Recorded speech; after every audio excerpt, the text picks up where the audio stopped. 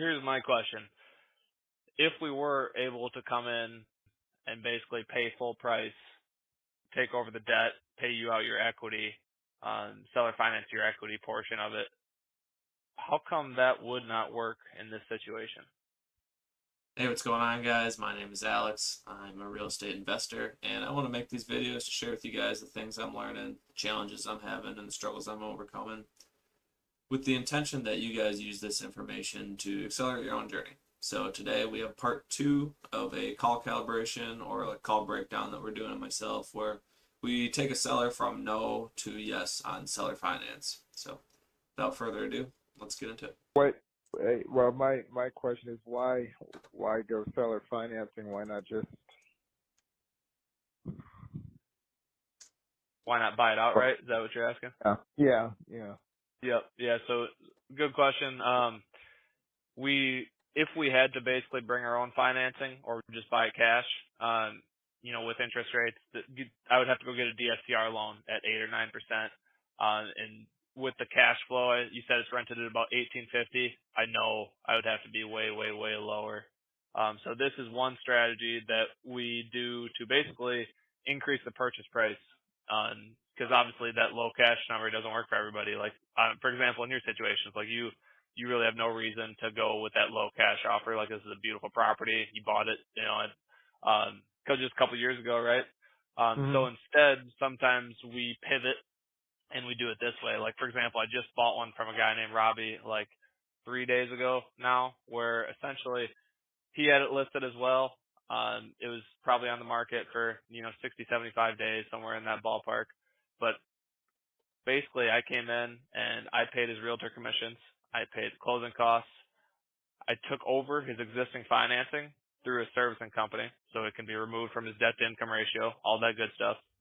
And then from there, on his remaining equity, he had probably $150,000 in remaining equity. On that remaining equity, I gave him a couple, $1,000 up front so he can move and all that good stuff. But, and then from there, now he gets an equal monthly payment, just like he's the bank, right? And that way he's able to get more money, save on taxes, and just be done with the property at that point as well. Right. I mean, I based on what you're saying, it probably sounds like his property was probably worth a far bit more. I'm not sure, but I could think about that's something I'd have to think about. Yes, think about this evening. But if you've got something that you wish to present, I'm not sure if Keith had my number or not my number, my email. Oh, he did not. Maybe you could just send what you're proposing to my email, and I can look it over this evening, and then we could touch base maybe around this time tomorrow. Yeah. Could you give me your email quick? Yeah. Okay. Gotcha. I can probably send something over, but it would be very non-specific. Basically, for us to underwrite it, what we need to do is look at the underlying debt. So normally we need to know the outstanding principal, interest rate, and monthly payment. You don't have those off the top of your head, do you? I think the remaining balance is about, that I don't know. The interest rate was like right around 3%. And what was the other question you said? Monthly payments. Monthly payments, 14. 14. And I'd say it's probably about 230. That's remaining on the. Okay.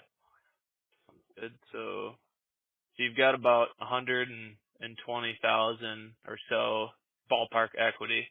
Okay. So with that, the monthly payment's about $1,414. You said rent is roughly $1,900, somewhere in there. Okay, gotcha. So essentially, you'd be financing us roughly $120,000 in your equity. How much of that would you need up front to be able to make your move? Okay. So again, he really didn't understand why the cash offer didn't work. So I just had to touch on that again. I did not do a good enough job the first time around, fully making sure he understood that I can give you a cash offer, but like, brother, cash offers from real estate investors, they're so expensive. Like, you have to pay a hard money lender probably like 2 points, 12% interest, and on top of that, your holding costs are extremely high. And then if you're going to flip it, obviously there's the renovation costs. Obviously, you have to turn around, resell it. So by the time you close on it the first time, and then close on it the second time, pay your realtor, buyer fee, concessions, all that stuff, you're going to pay just literally like 10% in just closing costs. So you have to get them at a very, very steep discount for it to make sense on a cash offer. So I had to just basically touch on that again, make sure we're on the same page. He knows why cash doesn't really work here, why cash doesn't make sense. Third party story. I wish I should have told it in like from the perspective of the seller in the third party story. Instead, I kind of told it from myself, like, hey, I did this. I gave him a down payment. I give him equal monthly payments now. I gave him full price. Instead, it's much better to say the exact same thing just from the point of view of Robbie in this situation, though. So Robbie got a down payment. Now Robbie gets an equal monthly payment. Robbie doesn't have to do a thing. He doesn't have to be a landlord. Robbie saved on taxes. It's the same information, but saying it from their point of view, which I should have done, just helps the seller envision themselves much, much better in that story, and then helps them see themselves, with that solution and see if that could work. And then he says, yeah, okay, send me an email. So usually when someone says send me an email, they don't understand or they aren't interested. This one, I was leaning towards he didn't understand, right? So I didn't think he wasn't interested. Like, this guy has some pain. This guy wants a solution. We have pretty good rapport. He's answering my questions. We're going good. I think it was more like he didn't fully understand. So you kind of have two options at that point. I wanted to just start getting into the numbers, but I thought that this would kind of illuminate the situation for him. So I started getting into like what his current underlying debt is, and then I start asking for his terms, what he would want on his seller finance terms, so then we can kind of put it together there. But maybe a more effective thing would be to just like call that out and be like, hey, yeah, I can totally send you something. Is there something specific that you're looking for that I can help with that maybe you don't understand? Call that out. Or you could even say, if you're leaning towards like not interested, you could say, hey, I could totally send you something. Is there something specific that you're looking for? Or when he says, no, just send me something, like, oh, okay, got you, man. Normally I'm doing quite a bit of these. From my experience, when someone says just send me an email, it's usually because they're not interested and they're just too nice to tell me. Is that what's going on here? And then they'll spill their guts and be like, oh yeah, well it's the down payment, or it's XYZ, right? And then maybe it's an actual deal killer, or maybe it's just like a false belief or something you can work with. So, but at least at that point you get to the root of it, right? So this is going to be what's called a hybrid deal. So we take over his existing debt, but he's still got quite a bit of equity, too much equity for us to just pay him all at once. So to make the numbers easy, let's say it's a $300,000 purchase. He owes $150,000 and he has $150,000 in equity. So we're going to come in, take over that $150,000, take over the debt on that $150,000, and then we're going to basically pay him $150,000 over time to get him his equity. So now my job is to basically figure out what terms that he would want on that $150,000 that he is going to be seller financing us, because he's seller financing us his $150,000. So I'm going to need to know how long he'll finance it, down payment, monthly payment, that sort of thing.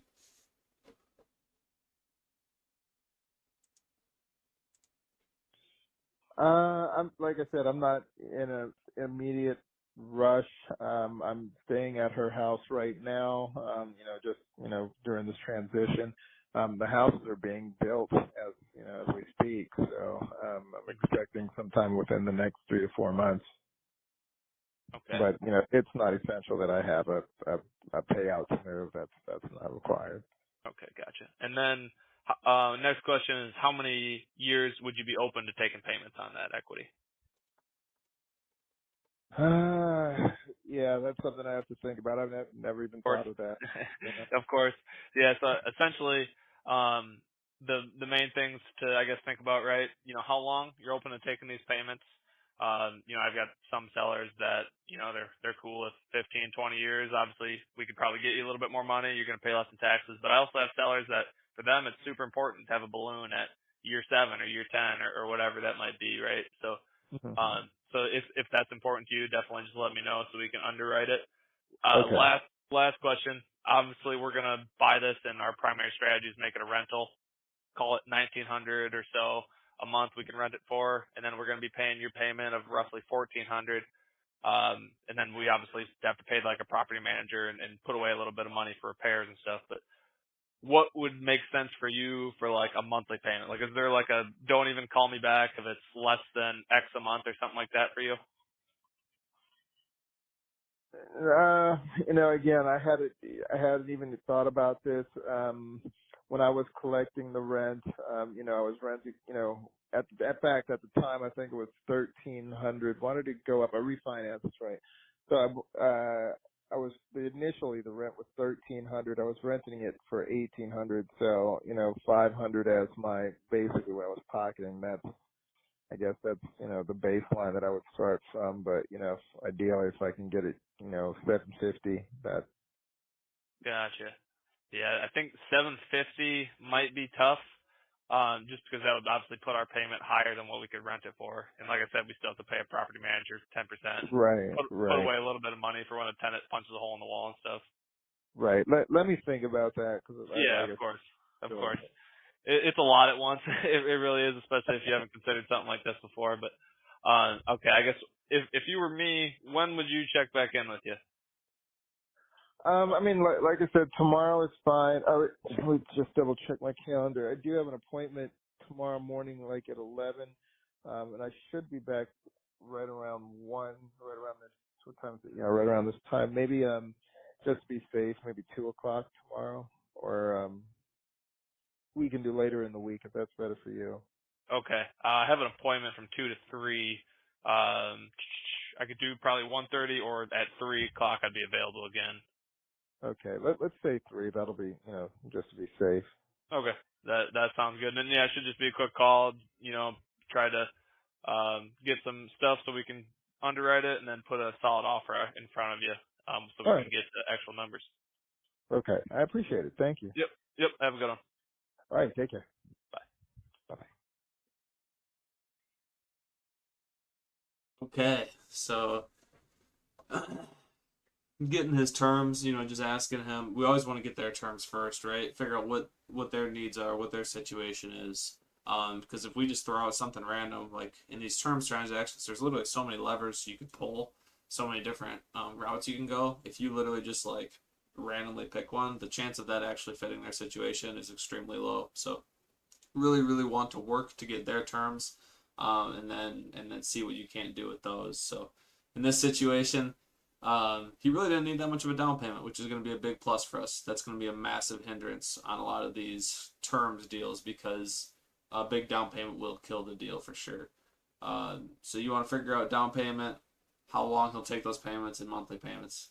And you can give homework, especially in this situation. I could feel that his energy was kind of dying in this conversation. He was kind of like mentally exhausted.